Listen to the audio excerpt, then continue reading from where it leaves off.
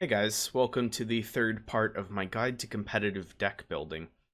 In this part, we're going to focus more specifically on choosing a specific deck or archetype that you want to be playing during a given format. I think it's firstly most important to consider your budget, as that is the hardest restriction that you have. If you can't afford the cards, then you literally just can't build the deck because you don't have the cards.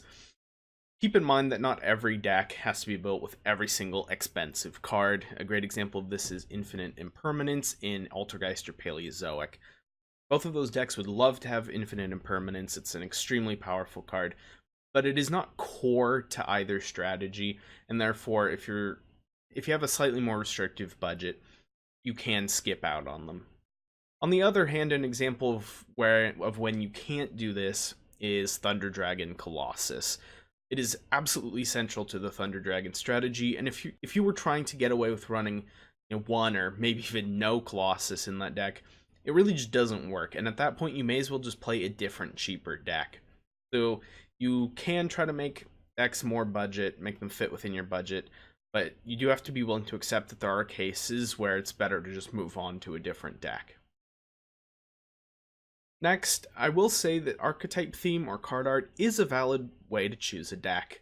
I think that some people get ridiculed for this, but enjoying the thematic of the deck that you're playing, I think can make you enjoy it a lot more. A game like Pokemon is great evidence of this. I think a huge reason a lot of people enjoy that game is simply because they get to play with the Pokemon from the video games or that were in the TV show, and that really pushes that game. So similarly, I think in Yu-Gi-Oh, a lot of people get a lot of enjoyment out of playing with cards that look cool, look cute, have an interesting storyline in the card art, those sorts of things. There are a lot of players, though, who do tend to go for a particular play style, something more rooted in the mechanics of the game. And so a great way of finding new decks that you want to play or find a deck in a new format that you like is to find a deck that's similar to a deck that you already play. Going back to Paleozoics and excuse me, Altergeist, both decks are incredibly similar. They're trap heavy, and they generate a lot of advantage off of activating trap cards. They negate a lot of things, etc. So if you were a Paleozoic player going into 2018, Altergeist would have been a great new deck for you to play because it was very similar to the deck that you had been playing the previous couple years. You can do this with pretty much every deck. Not every single format will have such a close equivalent, especially tier 0 formats where there's really just one really good deck. But in general, you can find something pretty similar. I also would encourage you to sometimes dust off old decks. New cards or just a meta change can often bring a lot of decks back. Burning Abyss is a fantastic example of this, perhaps a bit of an outlier, but still a good example nonetheless, of a deck that keeps coming back into new formats, being played usually pretty differently than it was before. The new set of Burning Abyss builds look nothing like how the deck looked after it was released in Duelist Alliance. So don't always just give up on old decks that maybe fell out of the meta for a little bit. Going back to them can be very enjoyable, and it will save you a lot of money because you don't have to buy all completely new cards. There are some players, mostly the very highly competitive ones, that just play the best deck in the game no matter what.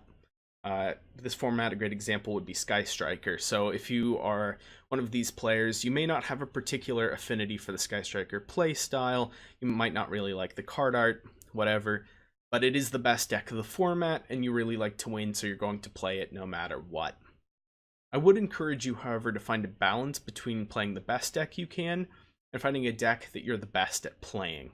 Don't just take it from me. Thomas Rose, in a couple of his recent Burning Abyss deck profiles, has noted that if you are a competitive player, you should be striving to play the best deck of the format because obviously that gives you the best chance of winning. However, he said that he was playing Burning Abyss because he didn't really have a lot of practice with Sky Striker or Goki. He just wasn't going to be that great at playing them, but he was very confident in his ability to play Burning Abyss, and so he was performing better playing Burning Abyss than he would have with those other better decks. Finally, I would encourage you to branch out and experiment sometimes. You may find that you enjoy a deck that is very little in common with the decks that you already play, and it may not be the absolute best deck of the format. There may be some tier 2 and tier 3 decks that are extremely fun to play, and one of the most fun things about Yu-Gi-Oh! Is just the sheer number of options you have. A lot of decks are not the same. I think even though we have a tendency to complain about how all decks are the same, we complain about all the Firewall Dragon related decks or whatever. A lot of the decks this format even are, they're completely different. There's a lot of very different play styles, and there should be something that you enjoy, even if it's not immediately obvious. So get out there, just try a bunch of different decks online, and have a lot of fun with it. And with that, I will see you guys hopefully in the 4th part when it comes out, and my other videos. Bye.